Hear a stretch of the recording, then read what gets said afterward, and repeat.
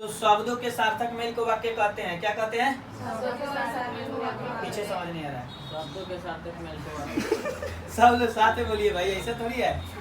वाक्य किसे कहते हैं? सार्थक मेल को वाक्य कहते हैं। Very good. एक वाक्य में क्या क्या रहता है? Subject, verb, object. Very good. Subject, verb, object. यहाँ तक क्लियर हो गया सबको बाबू? Yes sir. किसी को डाउट नहीं है? No sir. सब्जेक्ट किसको कहते हैं? कर्ता किसको कहते हैं? जो कार्य कार्य को करता है, जो कार्य को करता है उसे हम क्या कहते हैं? कर्ता। कर्ता कहते हैं। और कर्ता का प्रभाव जिस पर पड़ता है उसे हम क्या कहते हैं? कर्म कहते हैं। इन दोनों को जो सहायता प्रदान करता है क्या कहते हैं? कोई दिक्कत? अब आते हैं टाइप्स ऑफ सेंटेंस पे। Types of sentence. बाबू पहले का कौन सा सेंटेंस होता है? Assertive sentence. ध्यान देना, असर्टिव सेंटेंस क्या होते हैं? असर्टिव सेंटेंस जो एगो साधारण कथन को व्यक्त करते हैं। किसको व्यक्त करते हैं मनी? साधारण कथन को व्यक्त करते हैं। ये माने नहीं रखता है कि वह कथन सकारात्मक है या नकारात्मक है। फिर एक बार ध्यान से सुनना, आप लोग को यह याद होना चाहिए। असर्टिव सेंटेंस एक साधारण कथन को व्यक्त करते हैं। They form a simple statement, और ये सकारात्मक भी हो सकते हैं और नकारात्मक भी हो सकते हैं। अर्थात मोहन पढ़ रहा है सकारात्मक, और मोहन नहीं पढ़ रहा है नकारात्मक। तो इसी के दो भाग बांट दिए गए। तो जिसको पहले को कह दिया गया अफर्मेटिव और दूसरे को कह दिया गया निगेटिव। अफर्मेटिव में आते हैं सकारात्मक वाक्य और निगेटिव में आते हैं नकारात्मक वाक्य। किसी को डाउट इसमें? No sir. पूछ रहे हैं, बताना। असर्टिव सेंटेंस किसे कहते हैं? असर्टिव सेंटेंस किसे कहते हैं? असर्टिव सेंटेंस कहते हैं। असर्टिव सेंटेंस कितने प्रकार के होते हैं? दो प्रकार के। कौन कौन? अफर्मेटिव और निगेटिव। नकारात्मक। अफर्मेटिव और निगेटिव। कोई दिक्कत? No sir. अफर्मेटिव वाक्य किसे कहते हैं? जो मतलब सिंपल सेंटेंस को व्यक्त करता है। हाँ, जो माने सकारात्मक वाक्य को कहिए। सकारात्मक वाक्य कहिए, जो सकारात्मक वाक्य को व्यक्त करते हैं उसे हम सकारात्मक वाक्य कहते हैं। सकारात्मक वाक्य किसे कहते हैं? नकारात्मक वाक्य जो ना कटड़े नहीं, जो नकारात्मक वाक्य को व्यक्त करते हैं उसे हम क्या कहते हैं? नकारात्मक। कोई दिक्कत बनी इसमें? No sir.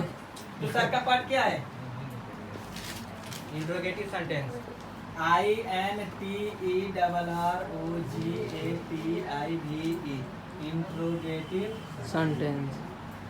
सेंटेंस। बाबू दूसरा का पार्ट है वाक्य का। दूसरा का रूप प्रश्नवाचक चिन्ह। नामे से पता चल रहा है कि दूसरे व्यक्ति से जब क्वेश्चन पूछा जाएगा उसे हम कौन सा वाक्य कहेंगे? प्रश्नवाचक। An interrogative sentence ask different types of questions. Interrogative sentence विभिन्न प्रकार के प्रश्न पूछने का कार्य करते हैं। ध्यान से सुनना। जैसे कह दे तुम्हारा नाम क्या है, तुम कौन हो, तुम कहाँ से आते हो, तुम्हारे पापा क्या करते हैं, तुम्हारी मम्मी कब जगती हैं। ठीक है, ध्यान देना। तो ऐसे वाक्यों का क्या होता है? इंट्रोगेटिव सेंटेंस होता है। जैसे एग्जाम्पल, हाउ आर यू।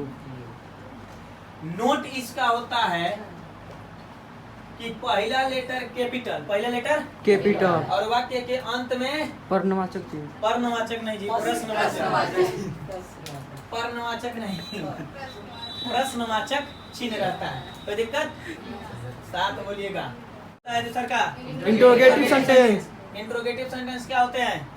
जो सिर्फ प्रश्न पूछे जाते हैं उसे इंट्रोगेटिव सेंटेंस कहते हैं। वैसे वाक्य जिसमें विभिन्न प्रकार के प्रश्न पूछे जाते हैं क्या कहा जाता है? इंट्रोगेटिव सेंटेंस कहा जाता है। जैसे who are you, how are you, तुम कौन हो, इसका हिंदी होगा हु आर यू माने हाउ आर यू, तुम कैसे हो। दोनों में अलग अलग है, ठीक है ना। अभी नहीं कि मामा हु आर यू वो जे तू कौन हो। तू का मम्मी से काम पूछने हाउ आर यू, मम्मी पूछने है मामा काहे गुस्सा दिला। मामा से तो पूछ लो कि तुम कौन हो, तो अपना बहन से मिले लो, तू कह ले तू कौन हो। और जी कहिए हाउ आर यू मामा, ठीक ना। मेंट्रल अंकल तू ना मन बच्चा भाई, मेंट्रल अंकल मैंने होता है मामा, होता है ना।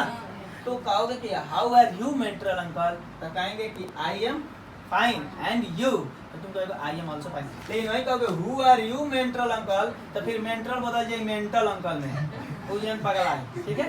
तो वहाँ हु आर यू नहीं पूछोगे, तो पूछोगे हाउ आर यू।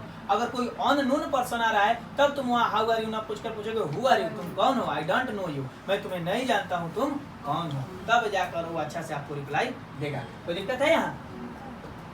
इसका नोट्स क्या होता है इंट्रोगेटिव सेंटेंस का?